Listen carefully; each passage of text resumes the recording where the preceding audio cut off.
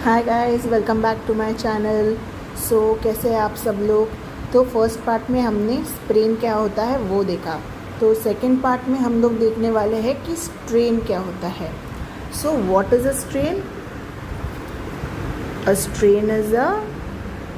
strain is an injury to a muscle or tendon resulting from an excessive stretch or overload leading to disruption of muscle fibers on musculotendinous unit। तो इसमें क्या होता है कि जो muscle हमारा रहता है जो या टेंडन रहता है उसमें अगर बहुत ज़्यादा एक्सेसिव स्ट्रेच आ गया या ओवरलोड आ गया तो उससे मसल फाइबर्स में डिसरप्शन होता है, जिसमें उसमें माइक्रो टेयर्स होते हैं या फिर पार्शियल टेयर होता है या फिर कंप्लीट रप्चर होता है या फिर मस्क्यूलोटेंडिनस यूनिट को प्रॉब्लम हो जाती है। उसे हम कहते हैं मसल स्ट्रेन। अभी ये किस में होता है? मसल और टेंडन में होता है। अब टेंडन क्या होता है? Tendon is a structure that connects muscle to the bone. अब हम इसकी इटियोलॉजी देखते हैं और मैकेनिज़्म देखते हैं। इसका मैकेनिज़्म क्या है? स्ट्रेन का ओवरलोड होता है और इसेंट्रिक कॉन्ट्रैक्शन होता है। जब भी इसेंट्रिक कॉन्ट्रैक्शन होता है तो समझ जाइए कि स्ट्रेन बहुत ही कॉमनली होता है। ठीक है। फोर्स टाइप कैसे होता है?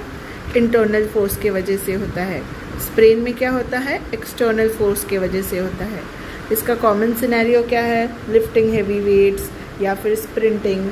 तभी पैर में भागते भागते अचानक से एथलीट पैर वगैरह पकड़ लेता है, थाइस पकड़ लेता है, तभी उसको हैमस्ट्रिंग्स या फिर काफ का स्ट्रेन होने के बहुत हाई चांसेस होते हैं।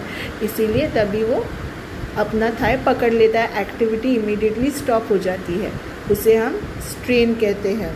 अब इसकी पैथोफिजियोलॉजी हम पढ़ते हैं।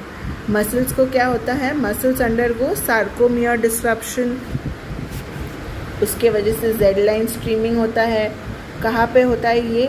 मस्क्यूलोटेंडिनस जंक्शन में सबसे ज़्यादा होता है and which is the most common and it is the most common site for strain. फिर उसमें क्या होता है? मसल फाइबर्स भी टेयर होते हैं जिससे ब्लीडिंग होता है और एकाइमोसिस होता है। मतलब जो हम ब्लैक ब्लू ऐसे बोलते हैं ना, काला पड़ गया है वो पर्पल हो जाता है, उसे हम एकाइमोसिस कहते हैं। वो जो रहता है एक्स्ट्रावेसेशन, वो जो ब्लड होता है वो जमा हो जाता है, तो उसे हम एकाइमोसिस कहते हैं। अब ग्रेड्स क्या है स्ट्रेन के? स्प्रेन के जैसे ग्रेड है सेम वैसे ही है, ये सिर्फ मसल के लिए है। अब ग्रेड 1 है माइक्रोटेर और उसका ये पैथोलॉजी है माइक्रोटेर। और क्लिनिकली क्या दिखता है हमें? माइल्ड पेन या फिर नो लॉस ऑफ स्ट्रेंथ। ठीक है, सिर्फ माइल्ड पेन रहता है लेकिन स्ट्रेंथ में कुछ भी कम नहीं होता है। अगर आप एमएमटी करने जाओगे तो इतना आपको डिफरेंस नहीं दिख के आएगा उसमें। ग्रेड 2 में क्या होता है? पार्शियल टेयर होता है और उसमें वीकनेस होता है मसल में। ठीक है। और ग्रेड 3 में क्या होता है? कंप्लीट रप्चर और लॉस ऑफ फंक्शन हो जाता है। क्लिनिकली हमको वो दिख के आता है। अब इसके क्लिनिकल फीचर्स क्या है? पेन इन मसल बेली और musculotendinous junction, that is MTJ, pain on contraction, pain on passive stretch, weakness, possible palpable defect, जो कि ग्रेड 3 में हमें नज़र आता है। अब हम की डिफ्रेंसिएशन कैसे करते हैं इसको स्प्रेन से? स्प्रेन और स्ट्रेन कन्फ्यूजन होता है ना हमें, तो हम लोग इसको कैसे डिफ्रेंशिएट करते हैं? Strain affects contractile tissue and presents with pain on both resisted contraction and passive stretch। और हमने स्प्रेन में क्या देखा है? स्प्रेन में हमें पेन कब होता है? कि जब नॉन कॉन्ट्रैक्टाइल टिश्यू इसमें अफेक्ट होता है और पैसिव स्ट्रेच पे ही हमें सिर्फ पेन होता है। ठीक है। इसका हम असेसमेंट कैसे करते हैं? पहले हम देखते हैं कि एक्टिव मूवमेंट कैसा है, पेनफुल है। फिर हम पैसिव स्ट्रेच देने जाते हैं, वो भी पेनफुल आता है। और ये रेजिस्टेंट कॉन्ट्रैक्शन देने जाते हैं, फिर हम आइसोमेट्रिक्स हुआ, फिर हम लोग मैन्युअली ये करते हैं, तो उसमें भी पेन रहता है, जो कंफर्म करता है कि there is contractile tissue involvement, जिससे क्या पता चलता है कि हमें मसल स्ट्रेन हुआ है। ठीक है। अभी इसके कॉमन साइट्स क्या है? इसके कॉमन साइट्स है हैमस्ट्रिंग्स, क्वाड्रिसेप्स, काफ मतलब कि गैस्ट्रोनीमियस मसल और लो बैक के मसल्स। अभी हम इसका हीलिंग फेज़ देखते हैं। इसके हीलिंग फेज़ में क्या होता है? इन्फ्लेमेटरी फेज़ रहता है। उसका ड्यूरेशन क्या होता है? 0 to 3 days होता है। और उसमें क्या होता है? ब्लीडिंग और पेन होता है। सेकेंड, हम उसका रिपेयर देखते हैं, जो 3 to 14 days के बीच में उसका रिपेयरिंग का काम चालू रहता है। इसमें क्या होता है? फाइबर रीजनरेशन होता है। फिर उसका रीमॉडलिंग फेज़, मतलब अभी प्लास्टर वास्टर हो गया, अभी हम लोग बिल्डिंग को पेंट करने वाले हैं। अब पेंटिंग के लिए कितना टाइम लगता है? 2 से 6 हफ्ता लगता है पेंट लगाने को, सूखने को, प्राइमर लगाने को। इसके लिए कितना टाइम लगता है? 2 से 6 हफ्ते लगते हैं। और उसमें क्या होता है? हमारा स्ट्रेंथ रिकवरी हो जाता है। जो हमारा लॉस ऑफ स्ट्रेंथ हुआ था वो रिकवर होना चालू हो जाता है। अब हम उसका मैनेजमेंट कैसे करेंगे? Same base principle, police, peace and love. अगर आपने वो मिस किया है तो आप पार्ट 1 देख सकते हैं, उसमें मैंने डिटेल में एक्सप्लेन किया है। ठीक है। इसके अर्ली फेज़ में हम क्या करेंगे? प्रोटेक्शन, अगर बहुत ज़्यादा सीवियर है तो, मतलब वही ब्रेस, प्लिंटिंग वगैरह वो सब करना है। फिर gentle range of motion exercises करने हैं और पेन कंट्रोल करना है। फिर आता है हमारा स्ट्रेंथ फेज़। उसमें हम क्या करते हैं? आइसोमेट्रिक्स करते हैं। आइसोमेट्रिक्स से हम किस में प्रोग्रेस करते हैं? आइसोटोनिक पे प्रोग्रेस करते हैं। ठीक है। और इस फेज़ में हम क्या करते हैं? हम ओवर स्ट्रेचिंग करना अवॉइड करते हैं। क्यों? क्योंकि उससे इंजरी और ज़्यादा बढ़ जाती है। और वो हम कब करते हैं? बाद में करते हैं। हम किस फेज़ में करते हैं? वो एडवांस्ड फेज़ में करते हैं। अब एडवांस्ड फेज़ में क्या आता है? इसेंट्रिक स्ट्रेंथनिंग आता है। क्यों? देखिए, इसेंट्रिक लोडिंग के वजह से ही प्रॉब्लम हुआ है और उसी के वजह से हमें ठीक भी होना है। जैसे कि बॉलीवुड फिल्म्स में पुराने कैसे दिखाते थे कि दिमाग पे चोट लगने की वजह से, सिर पे चोट लगने की वजह से इंसान अंधा हो जाता है और फिर कुछ साल बाद वैसे ही उसी जगह पे चोट लगने के बाद उसकी रोशनी आँखों की वापस आ जाती है। ये सेम लॉजिक यहाँ पे यूज़ करना है। फिर क्या करते हैं हम लोग? ग्रेजुअली हम लोग स्ट्रेचिंग करना चालू कर देते हैं और हम फंक्शनल ट्रेनिंग में जाते हैं। ये कब करते हैं? एडवांस्ड फेज़ में करते हैं हम। ठीक है। अब हम इसका एक्सरसाइजेस देखते हैं क्या है। पहले अर्ली फेज़ में क्या करना है? आइसोमेट्रिक होल्ड्स देने हैं। फिर मिड इसमें क्या करोगे आप? थेराबैंड स्ट्रेंथनिंग दोगे। फिर एडवांस्ड इसमें क्या करोगे? इसेंट्रिक एक्सरसाइजेस दोगे, क्लोज चेन काइनेमेटिक एक्सरसाइज दोगे, वो सब आप दोगे। ठीक है। फिर हम हमारे सबसे इम्पॉर्टेंट पार्ट पे आते हैं, जो है हमारा क्लिनिकल डायमंड्स। अब क्लिनिकल डायमंड्स में हम देखते हैं कि MTJ, what is it? मस्कुलो-टेंडिनस junction. It is the most common site for muscle strain. Eccentric loading, most common cause, जो अभी मैंने बोला। Eccentric rehab, most important recovery tool. ये नहीं करोगे तो अच्छे से रिहैब नहीं होगा, फिर से स्ट्रेन हो जाएगा। फिर आता है हमारा मसल, जो कि बहुत वास्क्यूलर है, तो उसमें बहुत जल्दी से ब्रूजिंग नज़र आती है हमको ऐसे कभी कभी ठोकर लगती है, तो वो जो ब्लूइश पर्पल जो ब्रूजिंग होता है तो वो उसके वजह से ही होता है। बहुत वास्क्यूलर है तो उसका ये ब्रूजिंग इजीली होता है और उसके वजह से उसकी रिकवरी भी जल्दी हो जाती है। ठीक है। और सबसे बड़ा ये चीज़ हमेशा याद रखो कि अगर पेन बोथ कॉन्ट्रैक्शन और स्ट्रेच पे है तो वो कंफर्म हो जाता है कि स्ट्रेन ही है, हमें और ज़्यादा दिमाग लगाने की ज़रूरत नहीं है। अभी हम देखते हैं इसके डिटेल क्लिनिकल फीचर्स, जहाँ पे मैंने फीचर दिए हैं और इसका डिस्क्रिप्शन दिया है। पेन, तो उसमें क्या होता है? It is localise to muscle belly और मस्कुलो-टेंडिनस जंक्शन। ओके। फिर हम देखते हैं onset of pain, sudden acute strain और ग्रेजुअल ओवरयूज़। ओवरयूज़ के वजह से भी स्ट्रेन होता है मसल्स में। ठीक है, टेयर हो जाते हैं, सुप्रास्पाइनेटिस टेयर्स होते हैं। जिम जाने वाले लोगों में बहुत ज़्यादा वेट लिफ्टिंग करते हैं, उनमें सुप्रास्पाइनेटिस टेयर होते हैं। अब पेन ऑन कॉन्ट्रैक्शन देखते हैं। इसमें क्या होता है, it is present on resisted contraction. Pain on stretch, present on passive stretch. Tenderness, local tenderness over affected muscle.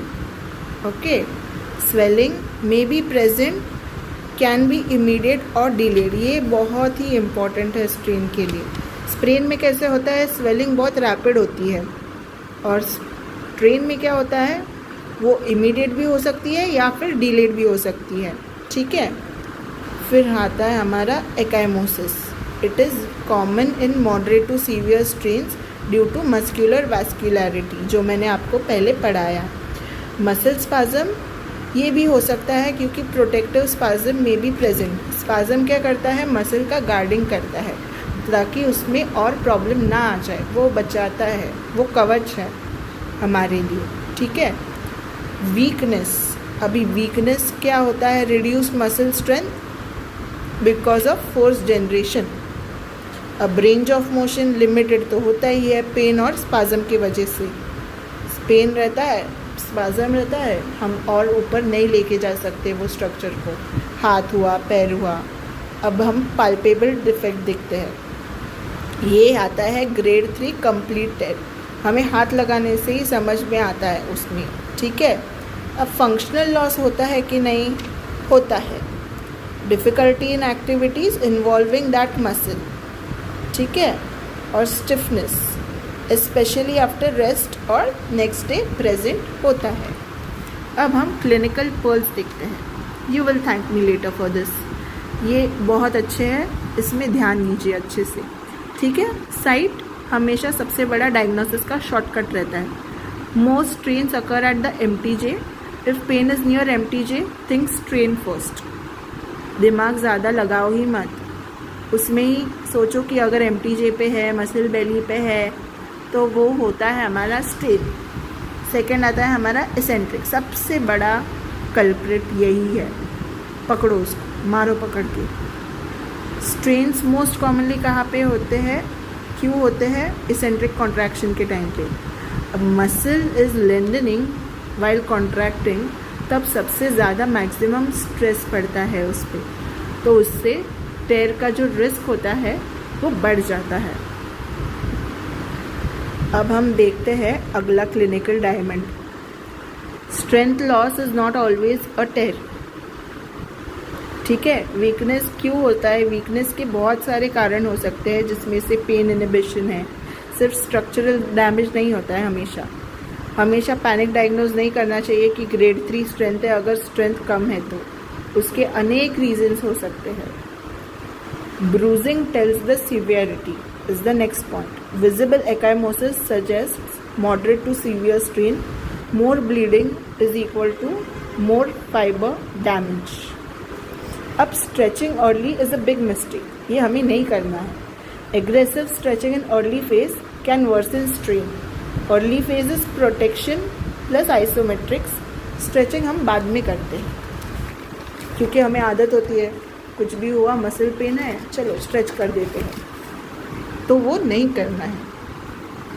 अभी हम इसेंट्रिक रिहैब में जाते हैं, जो कि बहुत बड़ा नॉन नेगोशिएबल है। It is a biggest green planet है वो। ओके, इसेंट्रिक स्ट्रेंथनिंग क्यों इम्पॉर्टेंट है, वो मसल रिहैब, मसल रीमॉडलिंग के लिए बहुत इम्पॉर्टेंट है। अगर इसेंट्रिक स्ट्रेंथनिंग नहीं करोगे तो मसल का प्रॉपर रीमॉडलिंग नहीं होगा। अगर नहीं होगा वो, तो फिर से रिकरेंस हाई हो जाता है कि स्ट्रेन होता रहेगा बार बार। नेक्स्ट पॉइंट, वार्म अप बहुत मैटर करता है।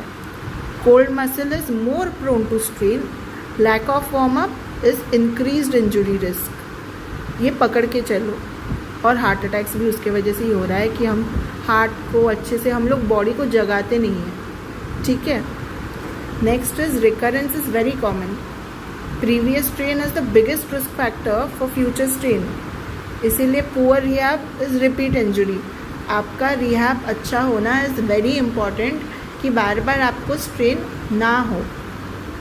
फिर pain location matters, muscle belly, strain, joint line, sprain, quick differentiation in OPD, ये पकड़ के चलो। Mid range pain is usually muscle problem ज़्यादा होता है, क्योंकि pain during mid range movement is muscles होते हैं, वो स्ट्रेन हो सकता है या फिर कुछ और हो सकता है, स्पाज़म हो सकता है। और एंड रेंज में जो पेन होता है ना, मोर लाइकली वो लिगामेंट या जॉइंट्स के वजह से होता है। Pain decreases with warm up, classic strain. Patient क्या कहता है, मैडम स्टार्टिंग में पेन होता है फिर वो अच्छा हो जाता है। क्यों? मसल वार्म अप होता है तो उसका इलास्टिसिटी बढ़ जाता है, उसके वजह से पेन डिक्रीज होता है। ये एक क्लासिक सिम्टम है स्ट्रेन का। फिर आता है हमारा delayed soreness is not equal to strain. क्यों? क्योंकि हमें लगता है अरे पेन हो रहा है, सोरनेस है, तो शायद मसल स्ट्रेन ही होगा, बट नहीं। डिलेड ऑनसेट मसल सोरनेस कब आता है? 24 to 48 आवर्स के बाद आता है, और वो एक डिफ्यूज सोरनेस रहता है। ओके। और स्ट्रेन में कैसा रहता है? इमीडिएट पेन रहता है, फंक्शनल लिमिटेशन आता है अगर वो ज़्यादा ग्रेड का हुआ तो। और ये मैगी का सबसे फेवरेट है, जब भी हम चेक करते हैं स्ट्रेन के लिए तो वो टेस्ट ऑर्डर हमेशा मैटर करता है। पहले हम एक्टिव पे जाते हैं पेशेंट को, फिर पैसिवली ये करने बोलते हैं, कॉन्ट्रैक्ट करने बोलते हैं, फिर हम रेजिस्टेड कॉन्ट्रैक्शन देते हैं। अगर एक्टिव पे पेन आ रहा है, पैसिव पे पेन आ रहा है, रेजिस्टेड पे पेन आ रहा है, फिर उसको हम स्ट्रेन कंफर्म करते हैं।